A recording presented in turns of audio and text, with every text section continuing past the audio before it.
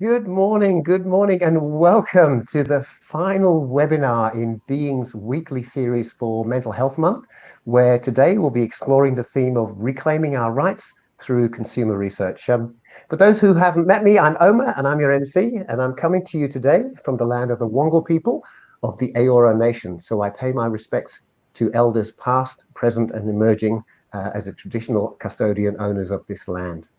I also acknowledge all people with lived experience of mental health issues and recognize their insights, their strengths, and their contributions to influencing change in the mental health system and services. And I also acknowledge all people from diverse cultural backgrounds, including the LGBTQIA plus communities, because we live in an inclusive society and our rights matter. I can't believe we've already come to the final webinar of this amazing series. We started 3 weeks ago with Robin Priest talking about consumers and survivors driving change. Robin challenged us to not only hope, but expect that we as consumers can influence systemic change. She reminded us that we might be reclaiming our rights for the very first time. And she also urged us to focus on the positive, to pick a passion or pick a lane and take some actions.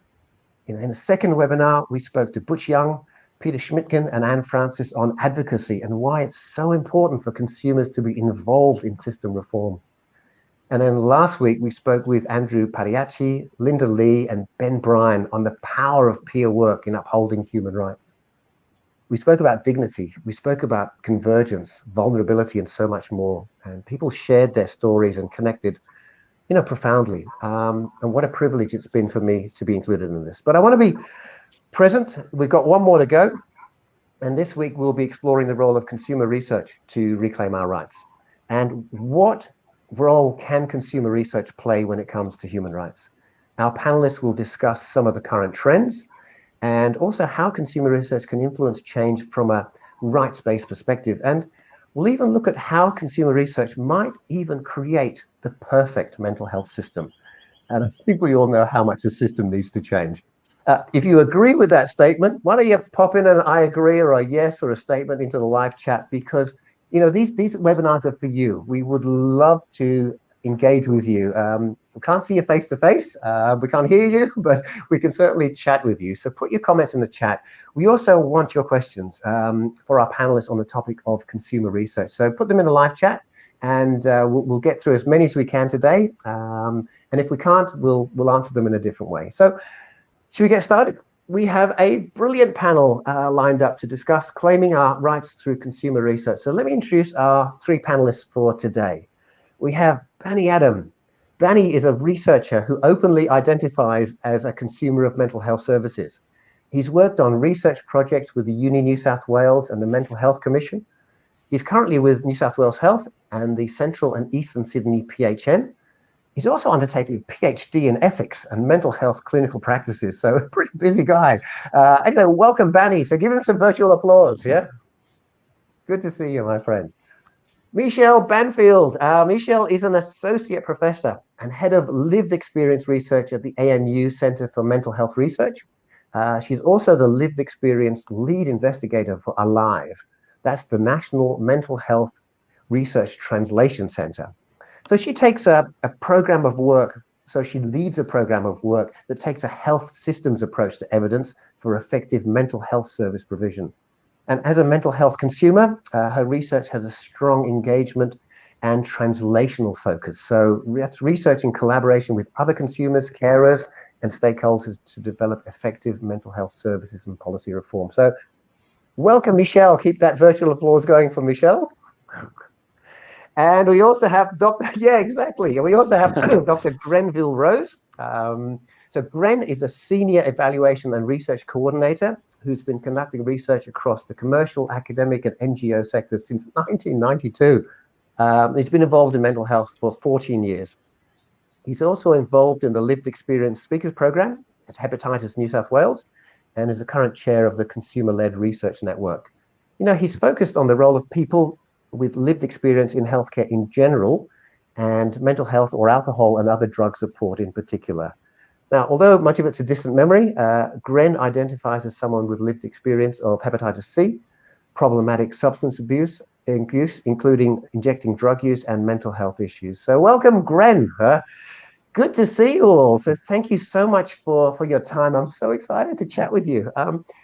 I'm wondering whether we could just start like with the basics. Could you, and I might start with you, Gren, if I may. Could you just help to explain what exactly is consumer research? Oh, I was hoping you'd start with someone else, but okay, I'll give it a crack. It's research that involves the people that are going to be directly affected by the services offered in the end. And to me, it's the only sort of, not the only sort of research that makes sense, but it's a bit close. It's an essential part of research. It has to be there.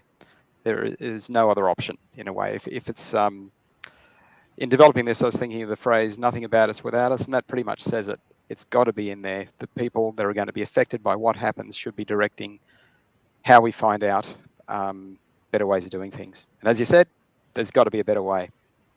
Things need to change. Yeah, beautifully said, Gren. I'm glad I started with you. But anyway, let's go on.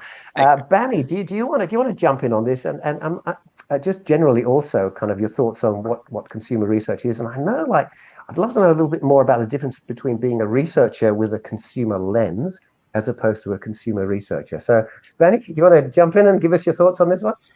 Yeah, sure. So I guess that there could be a talking point about as someone with lived experience who identifies as a consumer doing research, or someone who's actually doing consumer research.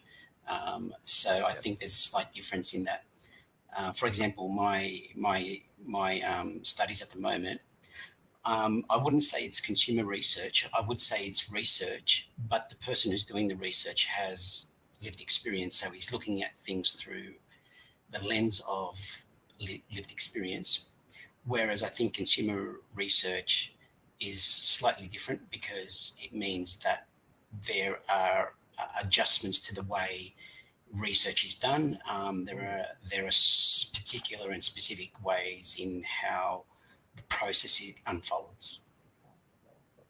Yeah, beautifully said as well. It's an important difference. It can be kind of easily overlooked. So I think it's important to have some good definitions.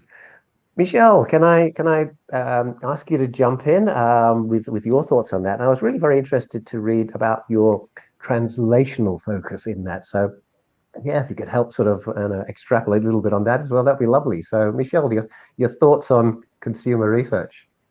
Sure. So, I mean, the whole question of, what's a consumer or lived experience researcher versus, somebody who's doing consumer research, I think is a really important one, and particularly for that translational, side of things. So, the translational research is research that has a much more immediate impact on what's happening within our service system and that kind of thing. There's this much discussed 17-year gap between doing a pure research project and it actually having any effect within the systems, whereas the research that we try to do involves particularly consumers and carers actively in the process, but is also tied very closely to what needs to happen in our services and our systems, so that instead of there being a 17-year gap, because we're actually working within the services, it's happening on the ground. And the difference then for us is that everybody within my team identifies as having their own lived experience, either as a consumer or a carer, and that to me is the driver of the research. It's the lens they look through, it's the reason they do the research. But we also are spreading the love, particularly amongst our own research centre, and encouraging other researchers to think about what the implications are for consumers of what they're doing, and now thinking about the opportunities to actually bring them into the research that they're doing, so that other more traditional types of research are also including consumer perspectives. Yeah, wow. So it just seems much more integrated, where you're bringing them actually into the research rather than being just merely the subjects of the research, so that you're getting more insights from them. And I love that I hadn't heard the term before, but yeah, that sets a good scene for us all, Michelle. So Now, can I stick with you, Michelle? And again, we'll come to Gren and Bani in a second. Yeah. Could you tell us a little bit about your involvement in consumer survivor advocacy movement, and kind of how the role of a consumer researcher differs to broader researcher roles? So I'd love to hear a little bit more about that, and also your story as well, Michelle. Sure. So I guess to deal first, we just sort of touched on what the difference between a consumer researcher role and a traditional researcher role is. And to me, it's all about the drivers why you do the research, but also how you actually interact with others who the research actually affects. So I have to admit that I twitch when somebody uses the word subject of research these days. We don't have subject in any type of research anymore. We have participants. Yeah.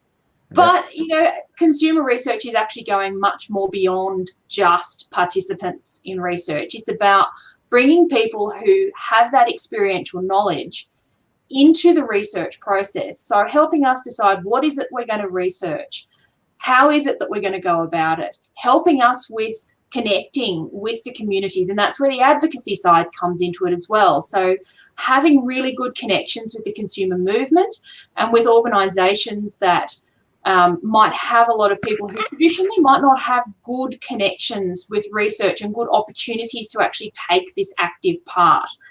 And funnily enough, why am I a consumer researcher is actually one of those happy accidents where, 20 years ago, I was actually studying primate behaviour. I was a biological anthropologist and I was going to be the next Jane Goodall and chase monkeys in Peru. But, my failing mental health played a bit of a role in that.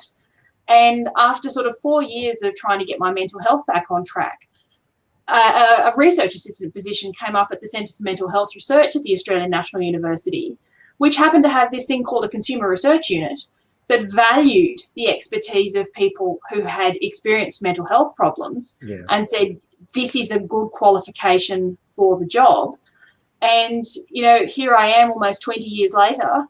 Now I'm leading the show.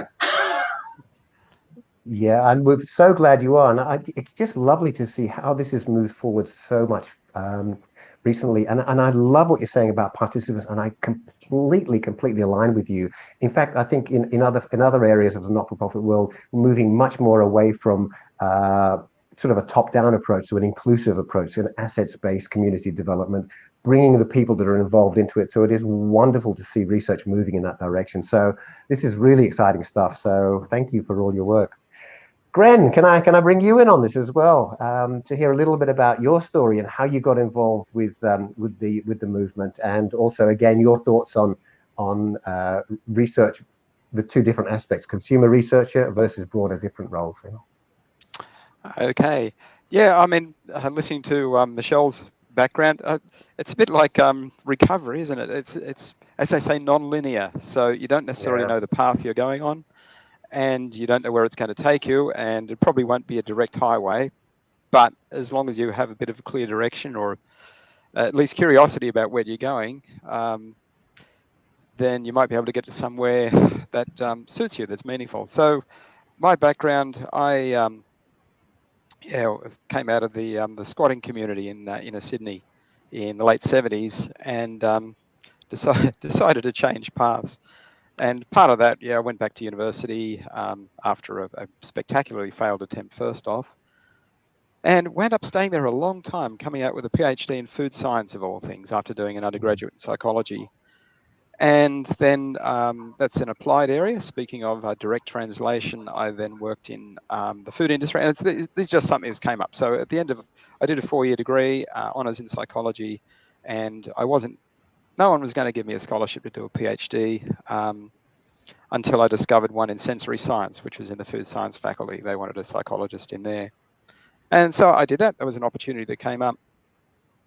Worked for 6 years in commercial research, and that was interesting. It was a different world, but became boring and not really what I wanted to do, having background in psychology. So I just went into psychology and took it from there. I think it was about 2003 when I left that job and became a psychologist, did other things, met people, and I became, partly through Hepatitis New South Wales, I think, I became interested in lived experience. And as time went on, I recognised through meeting people in like Bani and Michelle and others over the years that lived experience was both valuable and undervalued, and was very useful in driving direction of research. So that's sort of slowly where I'm heading into the more lived experience space. Recognise my own limitations in that too.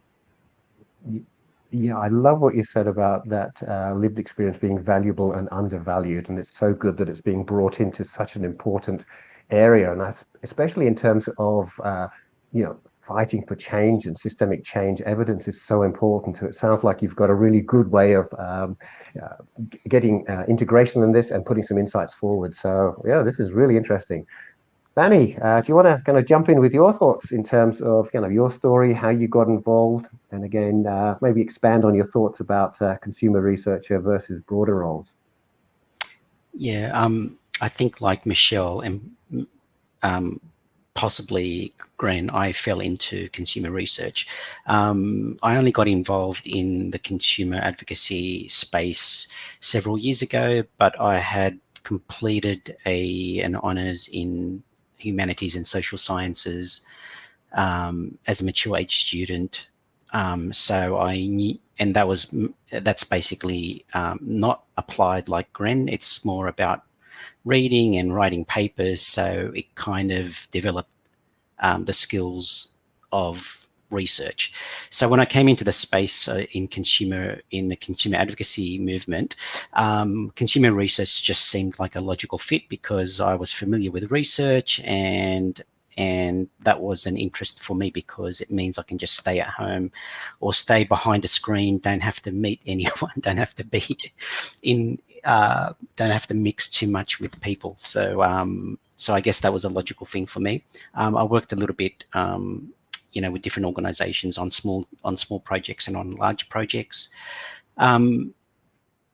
So I think one of the main questions that I keep on coming up against while doing my research is the question of what is consumer research, and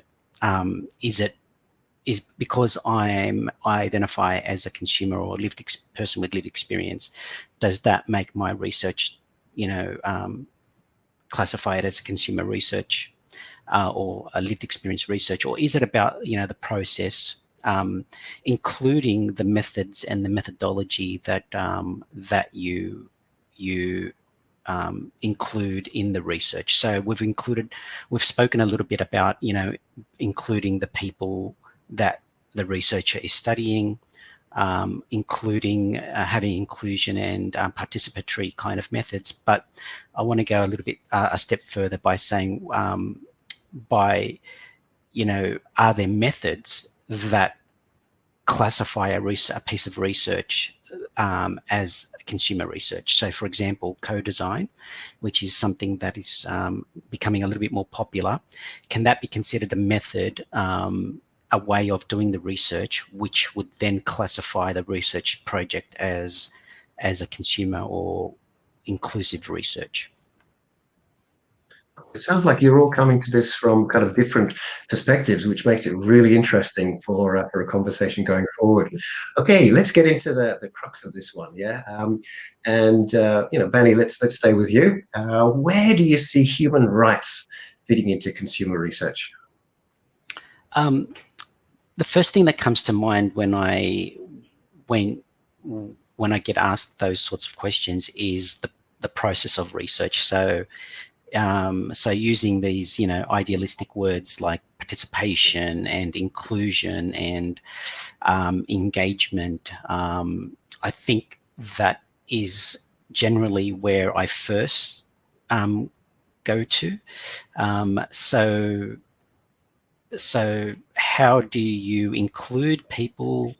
How is it fair, equitable? How is it accessible? How is it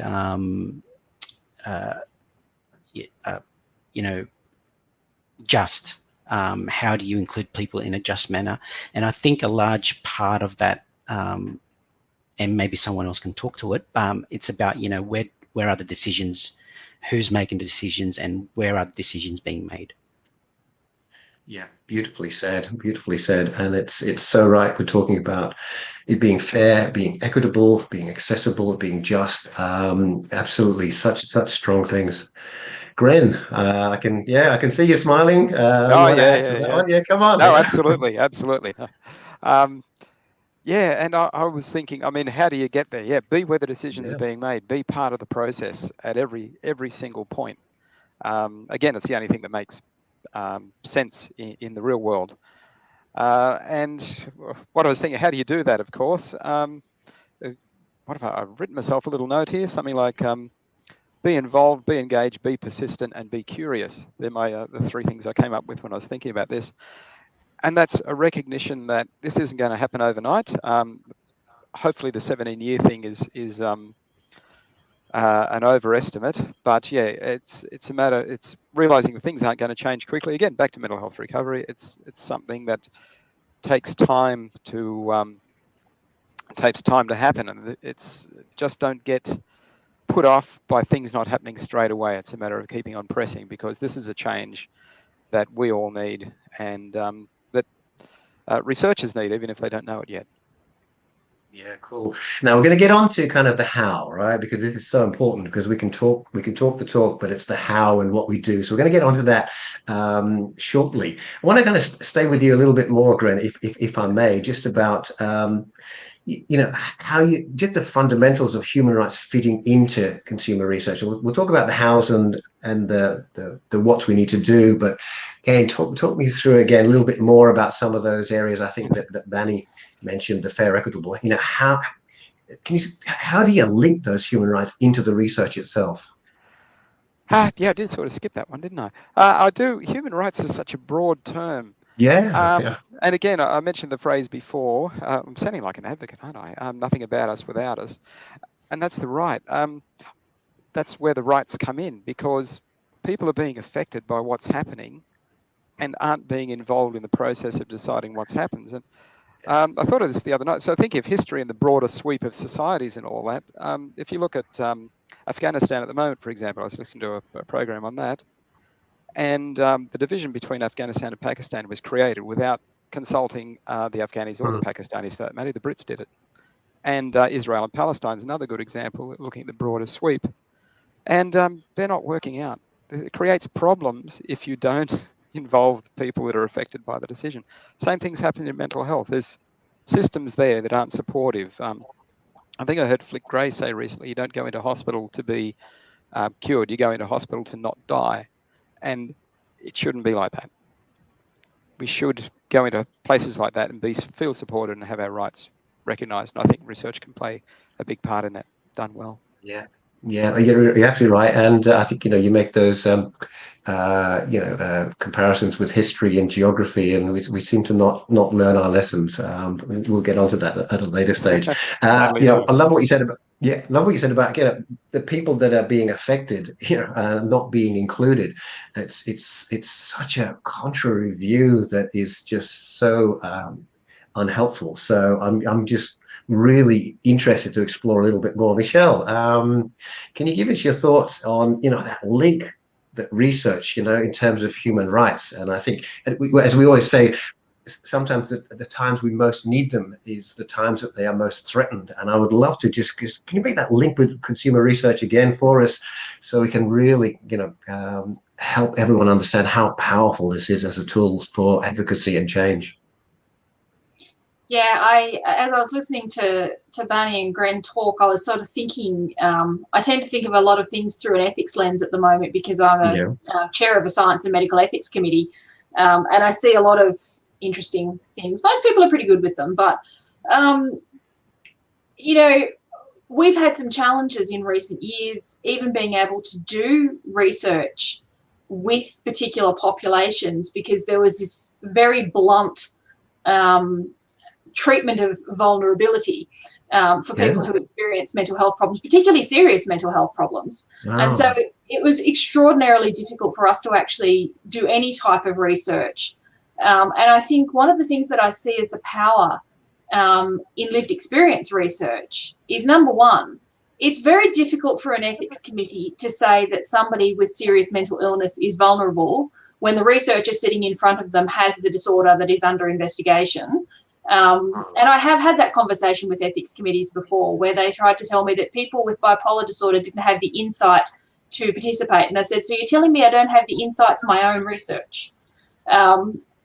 So bringing people into the research process, I see, extends that fundamental human right to be involved in what it is that is being researched, and to make sure that the way we go about it is actually the most useful, the most sensitive, and also just answers the right questions in the right way and attracts the right people in. Wow, I think that's so interesting what you say about the ethics lens, and again, that's an area I'm involved in as well. In fact, the company I run is actually called the Ethics of Success. So I'm really what you mentioned was really powerful. Can I bring Bani in? Because I know you're doing your PhD. Did you want to kind of add on Michelle's comment on ethics? Because that was just really struck at my core. It was it's like an aha wow moment. And maybe not in a good way, right? Sure. I think a couple of things that I want to maybe bring up, which hasn't been brought up yet, is about maybe why this has been the issue. And I can speak to two things plus something that I'm looking at in my studies, in my PhD.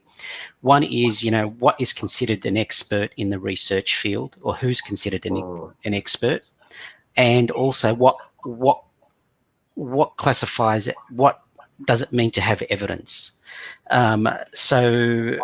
So traditionally, the experts are the people who have been through, have been trained in a certain field, but the person who's actually experiencing, for example, a diagnosis or an experience of mental health acute symptoms are not necessarily seen as someone with expertise, as someone who is not able to have any insight into their own condition, which seems, from my point of view, seems a little bit irrational, illogical in and of itself.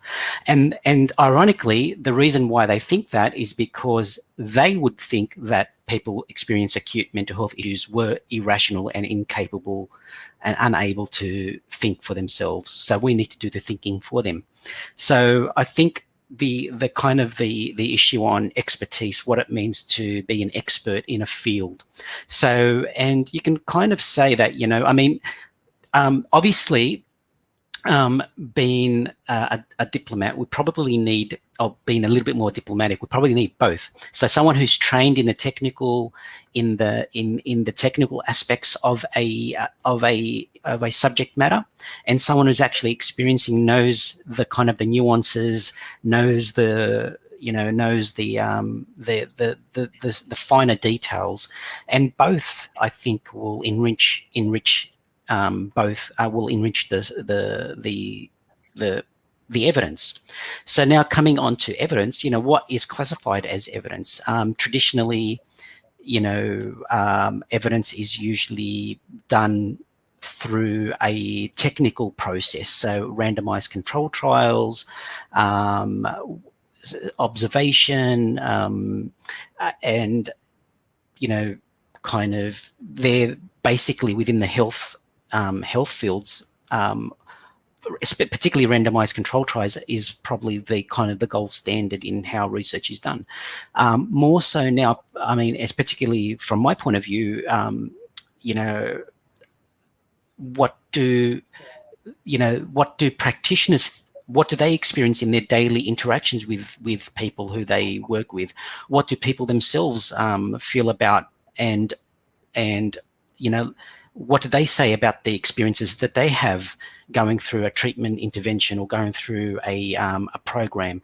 So is that classified, their opinion, their knowledge, their understanding of what it means for them? Is that considered as evidence as well? What is the boundaries around what evidence is? What can we classify this as evidence or anecdotal information? So I think that's another issue. just going on to my own personal studies, I'm looking at ethics from in a mental health context. And ethics usually means, how can we do right by, or how can we do, how can we do good and do right by to others and by others. So the one of the issues that I've come across is that none of the studies that I've come across actually have a conversation with consumers and ask them, what do you think ethics is?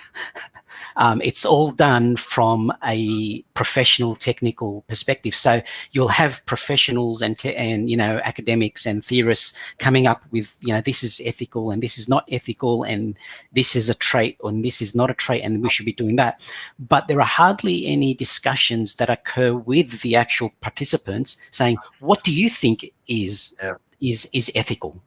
What do you think we should be doing with you? What so I think that's somewhat missing in today's ethical debate and dialogue. Brilliant. I mean, I'm just loving also, there's so many little snapshots. I mean, you're thinking, what does it mean to have evidence? I find that such a profound question. And I love what you're saying about ethics in terms of the participants being included in that decision making. I think we covered it in maybe one of the earlier webinars. I think it's one of my favorite quote. It goes back to Aristotle, and he says, only take guidance or advice from people who are really qualified to give it. And in this context, the people who are qualified to give it are the ones that are actually on the end of receiving it. So I think I love the way that this is shifting around and bringing kind of equity to this one and fairness. Brilliant. So thank you very much for digging deep in that one. I'd encourage any delegates, if you've got questions on this, to just pop them into the live chat, because this is such an interesting concept and conversation. So let's keep going. We do have a question and we'll come to Nicola's question in a second. Gren, maybe I can start with you to lead on the next question, because you were wanted to jumping into the how, right? Yeah. So now's your chance. How can consumer research and consumer researchers lead and influence true change in service delivery? So this is where we shift from, it's the Pareto principle. This is where we shift from the issues and the challenges and problems to, okay, what do we do? How do we move forward? And then we'll come to Nicola's question in a second.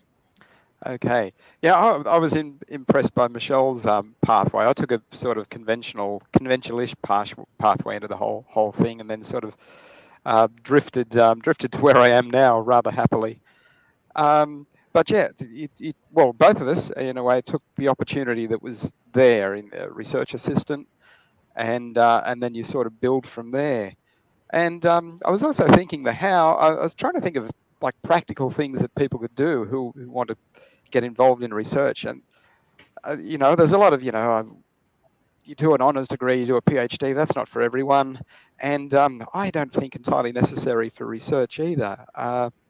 In that the chief thing I was thinking for a researcher is you want to be curious about the topic. You want things to be better and work better, and you really have to have a need to be wrong, perhaps often, because you're going to be wrong often in research, and you got to just suck it up and go and keep that curiosity, because when you are wrong, and you will be often, then you can find out why you're wrong and trying to just get a bit closer to something that's more meaningful.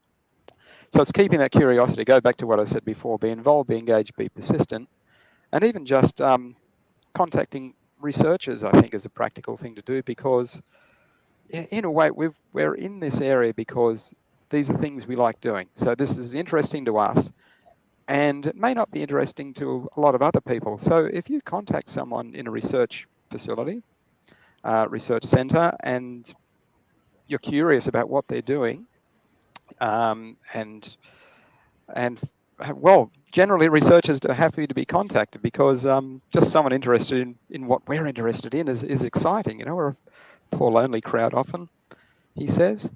Yeah, I think there's sort of partway practical steps to start to being involved, being engaged, and bearing in mind, as I said before, this just makes sense. I was even thinking. This sort of brings sanity to the whole process, because nothing else makes sense but having the people affected by the decisions, the research involved in it. That's the only thing that makes sense, really. And I love what you're saying about that need to be wrong, because ultimately, well-grounded, well-founded evidence is such an important tool for all of us in terms of decision making. We've got two questions from delegates. We might just jump to them very quickly because there's a few more things we want to ask you, but maybe any of you to jump onto this one. There's one from Nicola and one from Andrew. The one from Nicola. So she's been involved in a few consumer professional panels.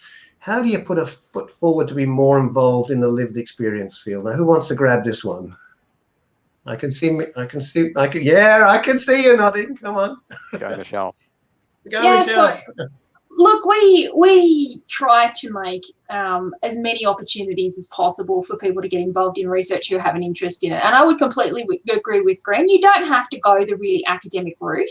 There are lots of different opportunities. So, we look for variety in opportunities within my group. So I was chatting with Leonie yesterday about my group, and I said, I think when I had my back turned, my group grew a lot more than I actually expected.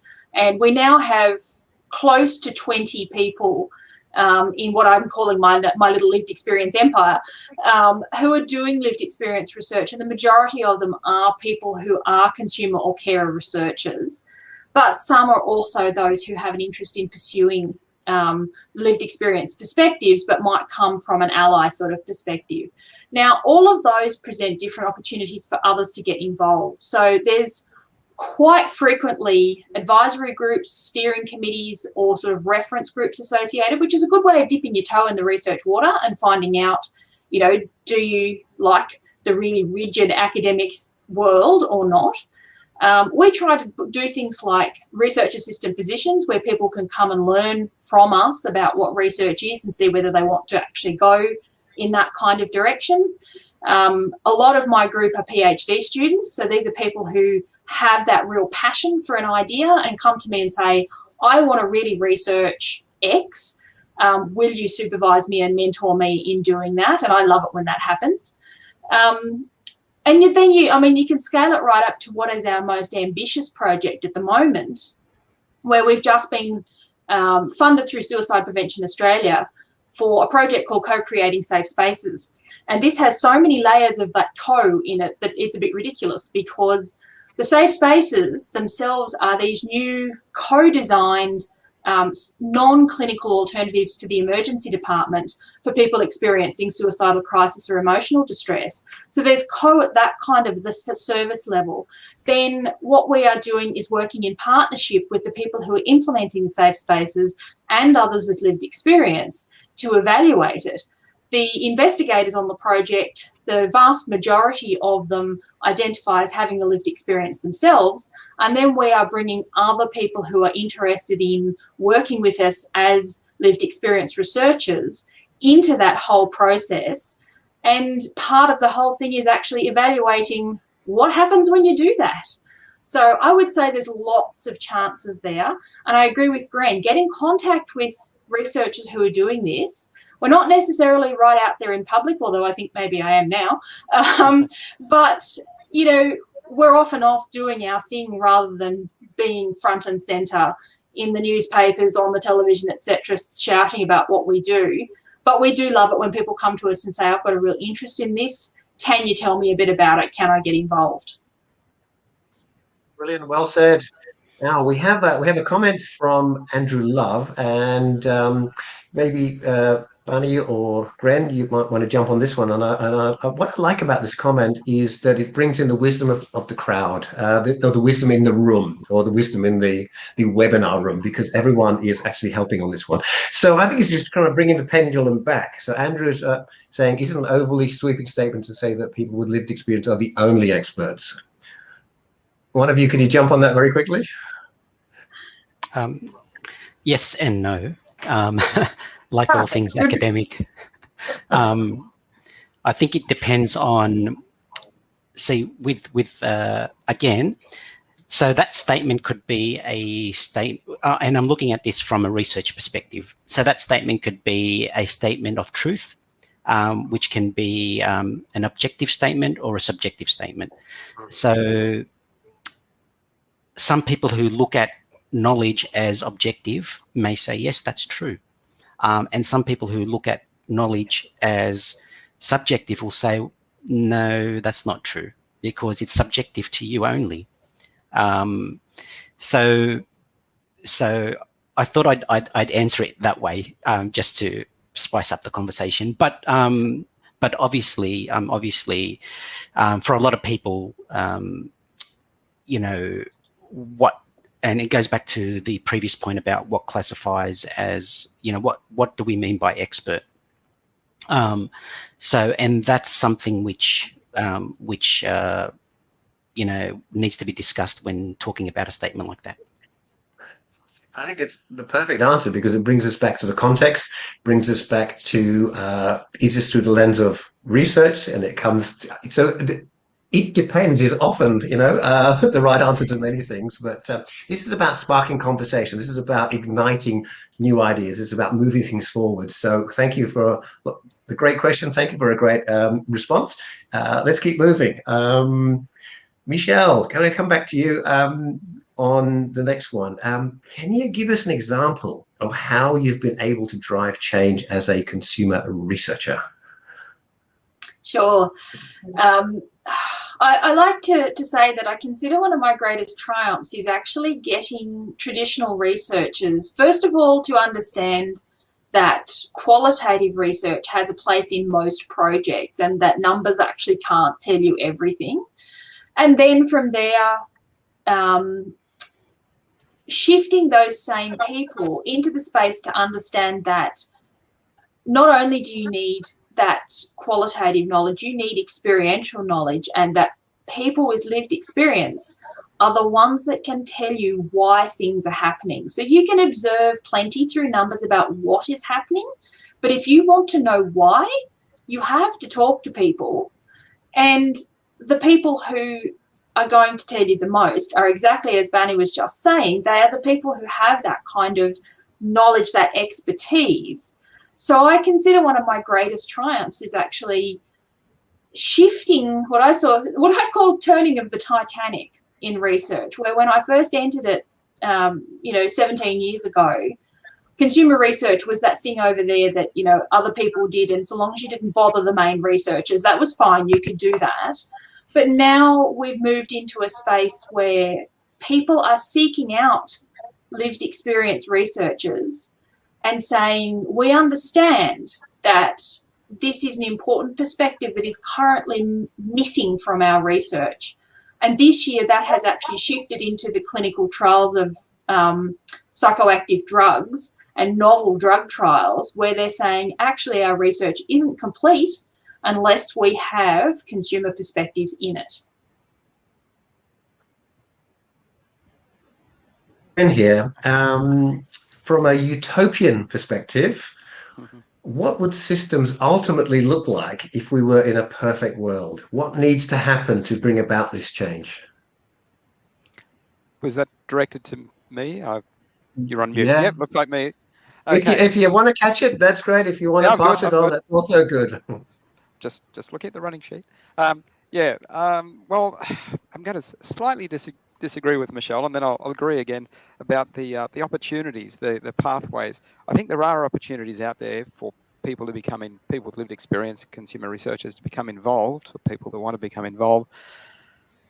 And it's growing, and it's good, but there still should be more. And I was thinking about alternative pathways that support one thing in funding, which is happening more, supporting people with lived experience to be part of projects from the start. This co-production idea, or co-production of design, etc.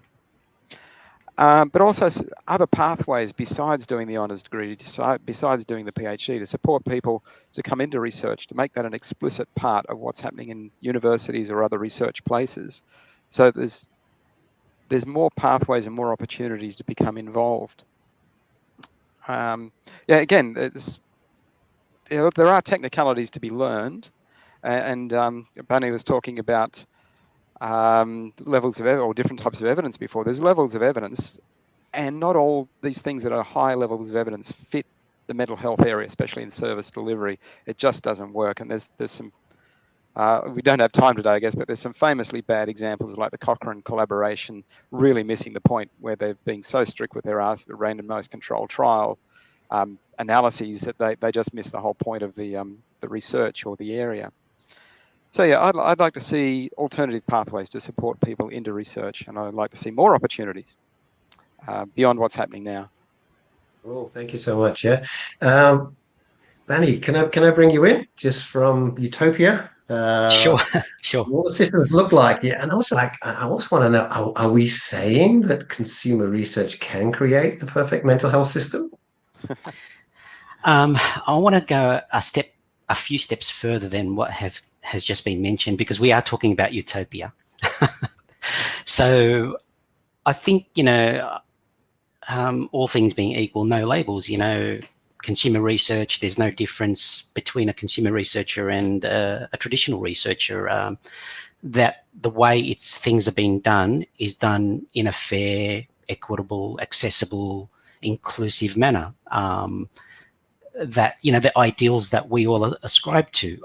So I think, breaking down the barriers between us and them kind of thing, they're consumer researchers, they're traditional researchers, they are people with lived experience, they are people with no lived experience. So I think utopian for me is a leveling playing field. Cool. All right. Michelle, do you have some thoughts on utopia? Yeah, I do, and I'm going to be bringing in the elephant in the room here, and it relates to funding. So, I completely agree with everything that was just said about, leveling the playing field and making sure that we're valued and that the different types of expertise are valued. But where I think we move into that utopian world is that type of valuing of expertise actually also brings in the research funding, because one of the things that hampers us at the moment is that the type of research we do and the way we go about it isn't really that attractive to all of the people who are still doing traditional research, who peer review the applications for funding.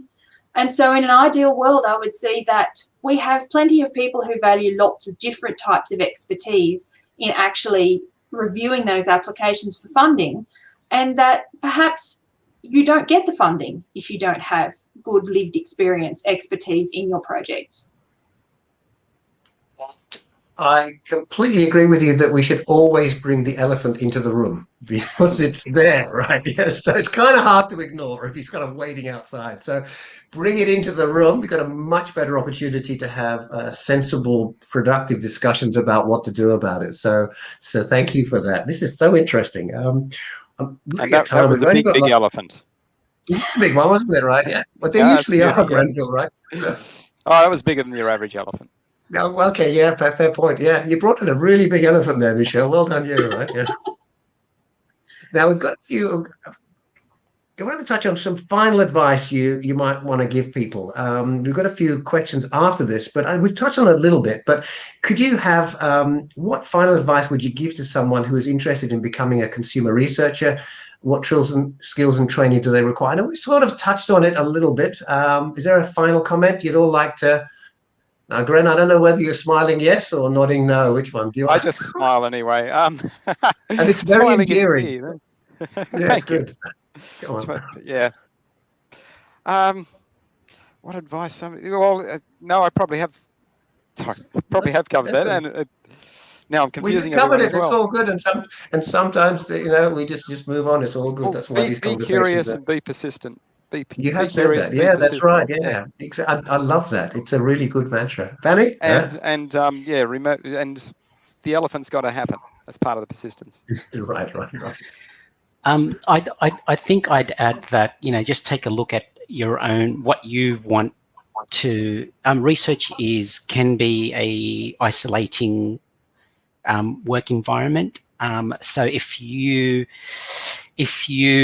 don't like to work behind a desk in isolation or alone too much, then that needs to be considered. There are research. I mean, that's getting into the kind of the kind of traditional deep research where there's a lot of reading and analysing of information that you can only do by yourself.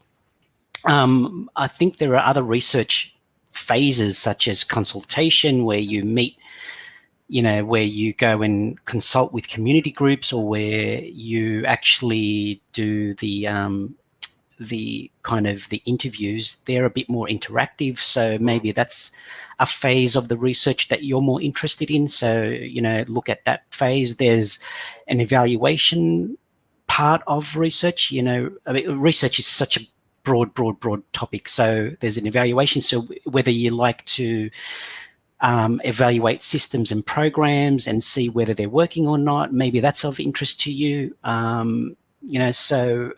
There's the comparing. There's the start of a research phase, the literature review, where you're comparing the different literature and the different evidences, that are out there. But again, that's kind of an isolating. So, to look at the different phases of research to see if there's a specific phase that you like, maybe that sparks an interest. And also to look at your own, what you want and what you need out of employment and, out of work. Are you okay to, be a researcher, which is essentially, a This is great. individualistic. This is great. Perfect. Well, I might shoot. People are just really, they've got lots of questions. I might shoot to them. I know Michelle's covered quite a lot on this topic, so I might go to one. Well, firstly, a comment from Nicola Foster. So she says, Bunny is right with utopia, looking like a world with no labels. Funding will always be an issue, and that is across all mental health systems. So I don't know whether anybody wants to make a comment on that.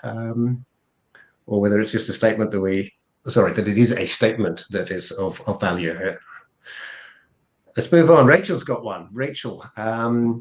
So Rachel says, really cool point about consumer perspectives on ethics, Bani. I'd love to see some research on consumer perspectives on health. What does living mentally healthily mean to us? I would defer to Gren and Michelle on this if they've come across research. I think Michelle is smiling and nodding, so or am I putting you on the spot? Michelle, do you want to grab this one? Thanks for the compliment, Rachel. Yeah, look, I mean, my group did some research a few years ago, more on the sort of stuff that Bani was talking about in terms of what does ethical research look like to mental health consumers. And I mean, funnily enough, it's quite common sense. If you're doing research that involves both consumers and carers, and you think there might be a problem about storytelling, well, how about talking to each party and finding out what the boundaries are about what people can and can't actually talk about? And, don't pat us all on the head and treat us all as vulnerable. Actually have some sensible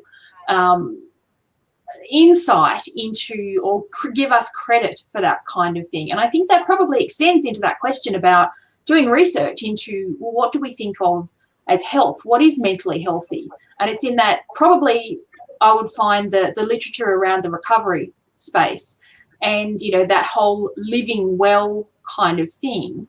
And I think a lot of that kind of research from an ethical perspective is probably quite early in its moving away from even just viewing mental health consumers as a vulnerable group. But I hope, because they're now adjusting how that's actually defined and operationalised within our national ethical statement, that we'll actually see some more research in that space as, not treating us as the unwell, vulnerable group, but people who actually can be healthy and are healthy and can actually contribute in that way to research. Wow, well said. I mean, this whole conversation is really just opening my eyes to this, and I've been involved in research for 30, maybe 40 years.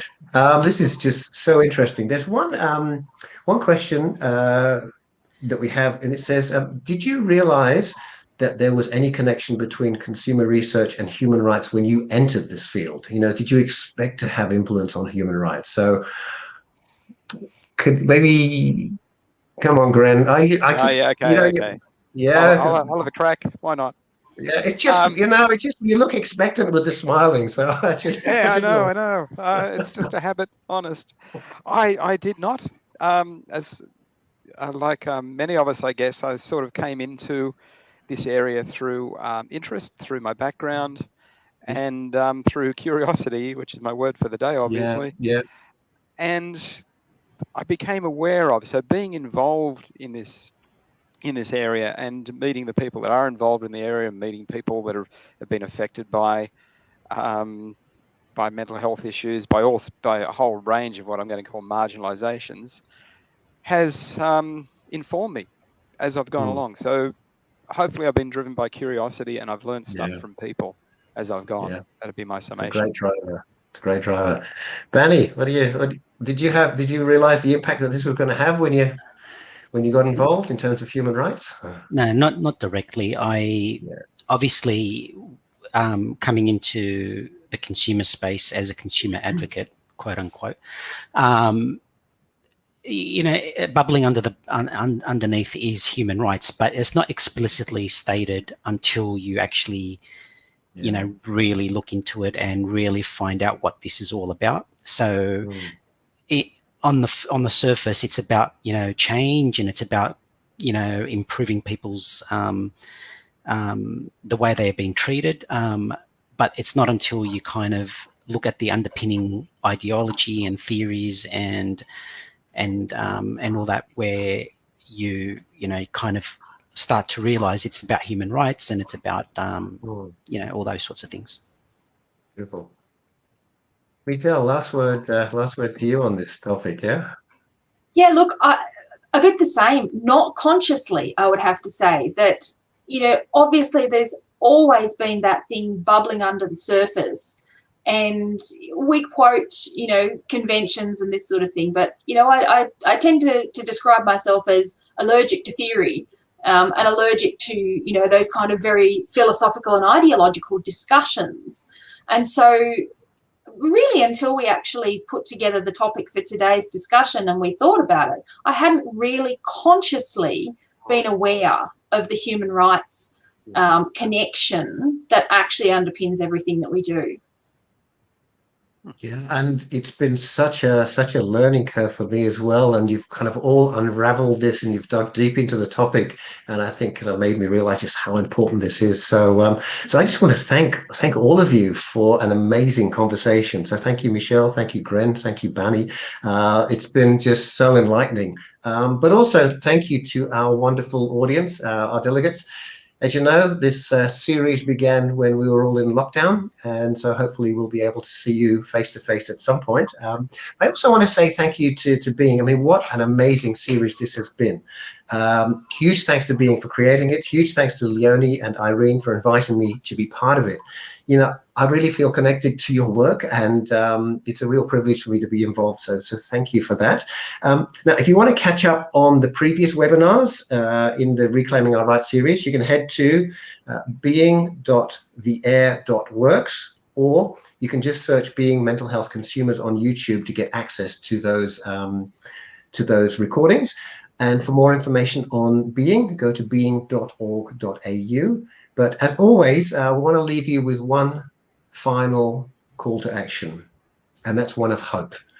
We hope that we as consumers can advocate for and influence systemic change. We ask the government as consumers to sit up and act on what consumers have to say. We ask decision makers to listen to the insights of speakers and panelists like you on how we can improve our systems and our infrastructure to support the human rights of people who live with mental health issues. It has been an absolute privilege being your MC. Thank you so much. Enjoy the rest of the day, and thank you, everyone. And thank you again, Being, for an amazing series. Thank you so much. Bye. Thank you, everyone.